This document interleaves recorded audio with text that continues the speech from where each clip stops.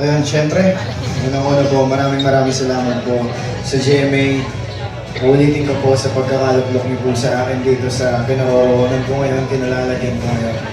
At ito pong sangre, ito ay mamarka po sa puso ko mula ngayon hanggang katapusan. Dadalhin ko siya sa labas ng mundo. Ipagpapatuloy ko ang aking misyon na mag-inspire ng marami pang tao.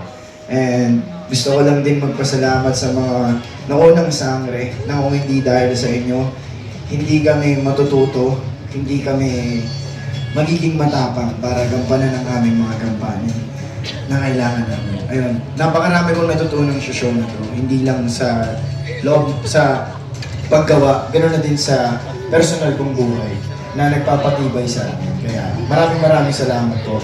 At June 16 na po sa amin.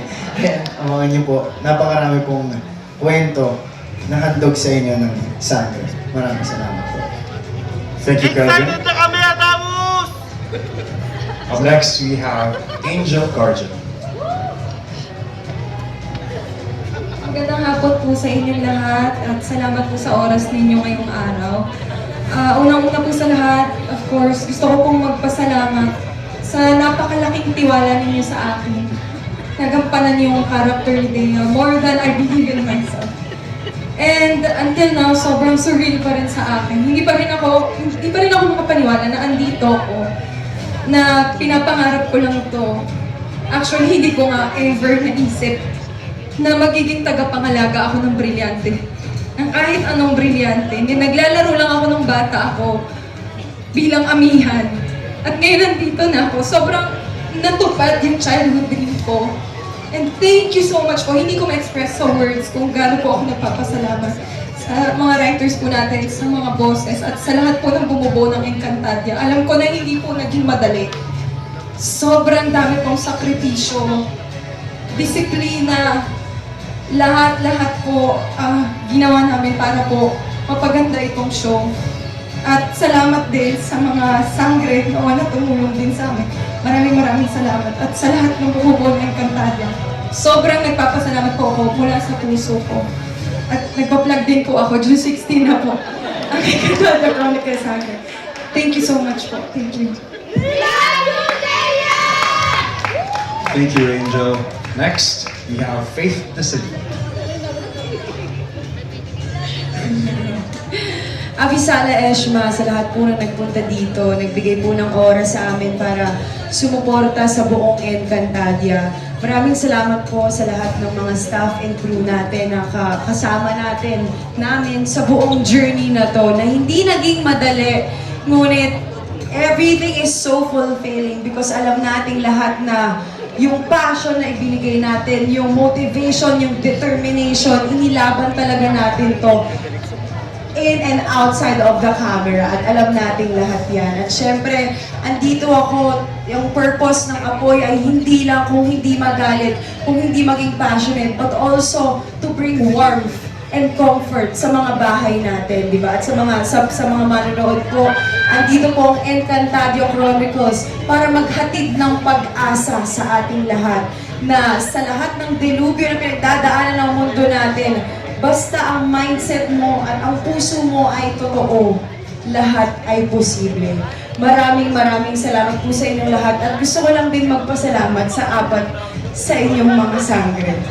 Thea, Tera at Adamus, maraming salamat dahil kasama ko kayo sa journey na to. At naging malakas ako at matatag at mahusay nang dahil sa tulong ninyong tatlo. Maraming salamat sa aking Ada Pirena, sa pagbasbas mo at sa pagbibigay mo sa akin ng lakas. At kay Danaya, maraming salamat sa inyong lahat. Andito na po ang Encantadia Chronicles, ang bagong henerasyon ng mga Encantadia Sangre.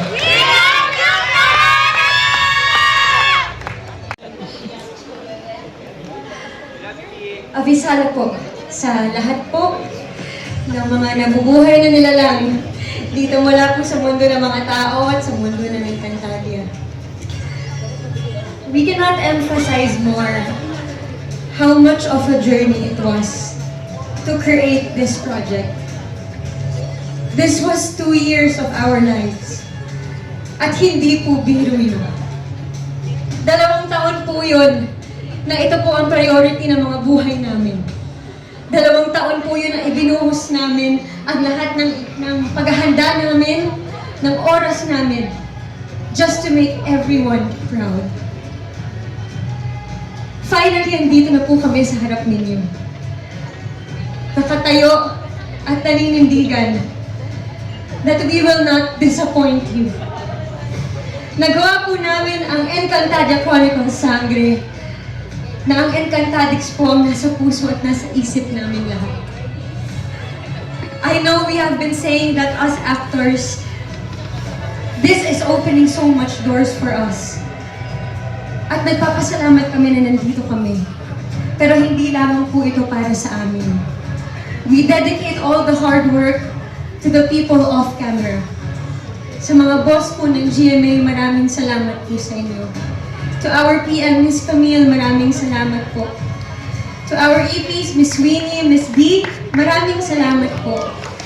Sa lahat po ng aming mga PA, down to our utility, our catering, our portalet boys, ang aming mga ilaw, engineering, cameramen, and of course, our directors, Direk Enzo at Direk Rico. And to our fight directors as well. Abisala Eshma po sa inyong lahat. At para po sa Encantadix, sa wakas, magbubukas na po muli ang mundo ng Encantadia at para sa inyo po ito. Sa June 16 na po, Encantadia Chronicles Sangre. Estaseto! A round of applause, please. We are a powerhouse cast of Encantadia Chronicles Sangre.